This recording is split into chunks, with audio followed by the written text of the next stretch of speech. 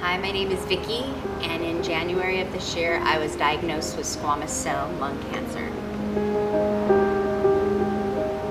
So it all started in December 2017. I was coughing, I was having trouble breathing, catching my breath, had pain in my back. I kind of felt like I had pneumonia or bronchitis or something like that. So the doctor prescribed antibiotics, steroids, and breathing treatments and different inhalers, and I still wasn't getting better. So I was actually coughing up blood. So the doctor was like, we need to order a chest x-ray at this point, Vicki. And the x-ray came back with no pneumonia, no bronchitis. And then fast forward to New Year's Day, and I felt a lump on my neck. So when I felt the lump, I called urgent care, and they said, you need to come in and be seen. And they could even hear my labored breathing on the phone. And at that point, when I got to the ER, to the urgent care, they gave me a shot, a steroid shot, and they said, with the lump, you need to see your primary immediately. So the next day, I went in to see my primary doctor, and he felt the lump, and he ordered the neck CAT scan. And then I got a phone call from him probably 5 hours later saying, Vicki, this does not look good. It is possibly cancer. So the next step was he ordered a full body scan, which came back and showed that I had tumors on the lining of my lungs, which was causing the breathing and swallowing problems. I barely had a voice at this point. To find out where the cancer was coming from, they did a biopsy surgery on my neck, which came back and showed what type of cancer I had. So then after that, we went into the head neck doctor, and she told me what I had. And it was called squamous cell lung cancer.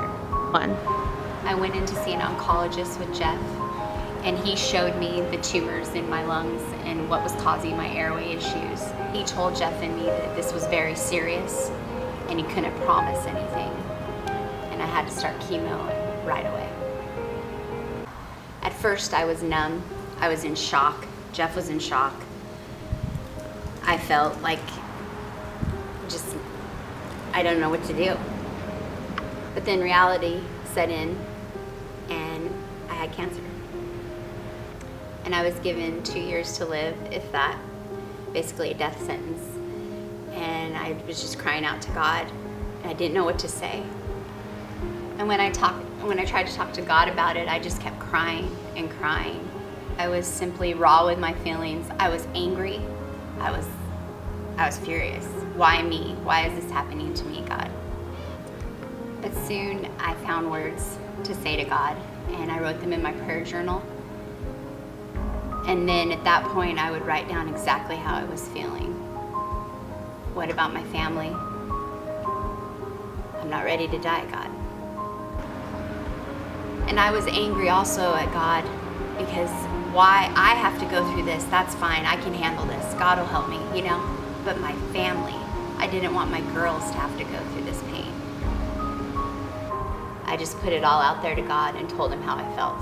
Soon my conversations with God changed. I was in chemo and radiation, and it was hell. And my conversations with God turned from raw hurt, anger, and sadness to, what am I gonna do? I can't fix this, God.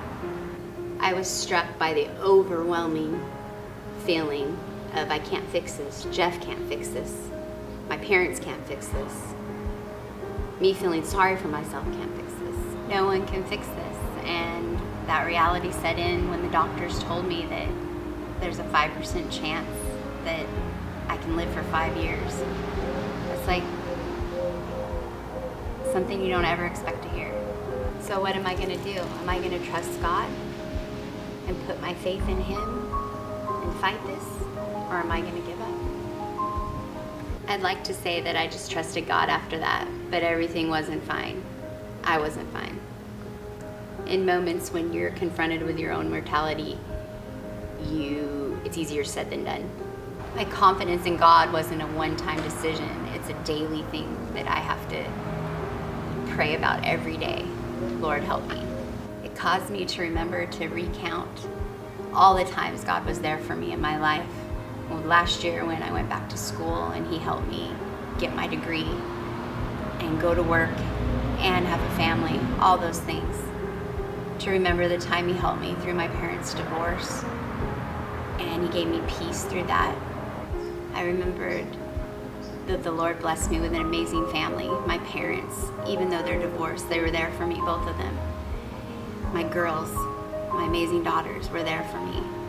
Ashley went to chemo with me every time I had to go, didn't miss a chemo. Remember the time I was going in for my first radiation and Abby pretty much calmed me down because I was kind of having an anxiety attack over the mask they were going to put on me before radiation. I remember the nights I couldn't sleep because I was scared of I might go to sleep and I might die. And Jeff was there. He held me. Sometimes he sang songs to me. Sometimes we just were quiet. It was good for me to remember all these things that God had done. And my conversations with God began to be not about me anymore. My eyes were off me and they were on Him. My conversations with God are a lot different now. There's hope. I still have cancer. The doctors still say the same things, but God has brought me to a new place. And it's a place I'm proud of. He's changed my whole outlook on life. I'm so thankful God has given me a great 3 to 4 months where I just feel physically good. And I'm so thankful for that. I know whether He chooses to heal me now or heal me in heaven, it doesn't matter because my hope is in Him. So now when I am going in for treatment or going to the doctor, God puts just such a love for others in my heart that I just start praying for them silently, and it's not about me anymore. My name is Vickie, and I have squamous cell lung cancer, but my hope is in God, and I know He will never, ever leave me.